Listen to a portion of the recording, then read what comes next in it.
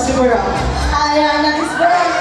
Blue and gold na to with the scientific name of Ara raw naman. Baka kayo ba Kuya Dexter? Wala. Okay. Well, by the way po, later after the show, you'll be having your own time with your animal ambassadors. Once again po, that is Barak, our blue and gold na to with the scientific name of Ara.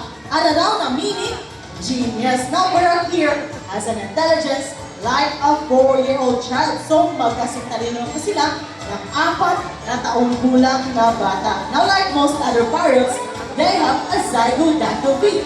What is zygodactyl beak nga ba? Ipapakita niyo ni Barak using a Filipino food record.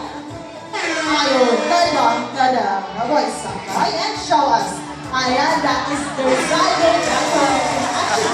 2 toes facing forward and 2 toes facing backwards. That's why they are able to grab any item so much. And there he goes. Thank you so much, Barak. At dahil good boy si Barak, may pa-appear si Kuya Dexter. Appear! Good boy! By the way, sweet day po ito si Barak. May pa-kiss po siya kang Kuya Dexter. Yes, sa iyo Kuya Dexter. Now kiss. One last time, Kuya. One last time. Another one. Oh, Barak, kiss Kuya Dexter. Ayun. Thank you so much, Barak. Now, by the way, Barak is an eco-warrior. Sino nga ba sa inyo ang nagsesegregate ng kanilang basura? Who segregates the waste? Malata sa di malata. Nabubulok sa di nabubulok. 1, 2, 3, 4, 5, 6, 8. Wala, ito lang. How about the others? Ayun lang. Now, this other po, tuturuan din po tayo how to segregate our waste because Barak will segregate his own waste po. Ano? Ayan, kuya, ano nga dyan?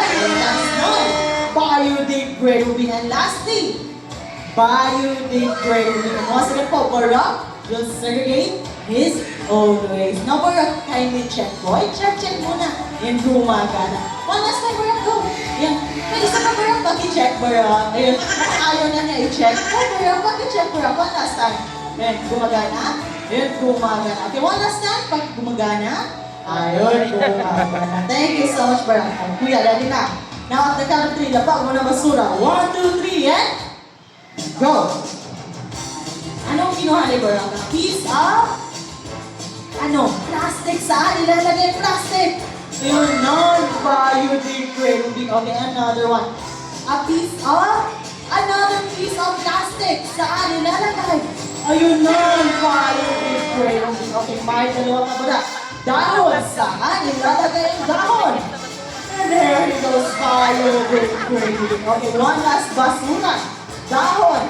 And there he goes, biodegradable. Thank you so much, Barak, for showing us how to segregate our waste.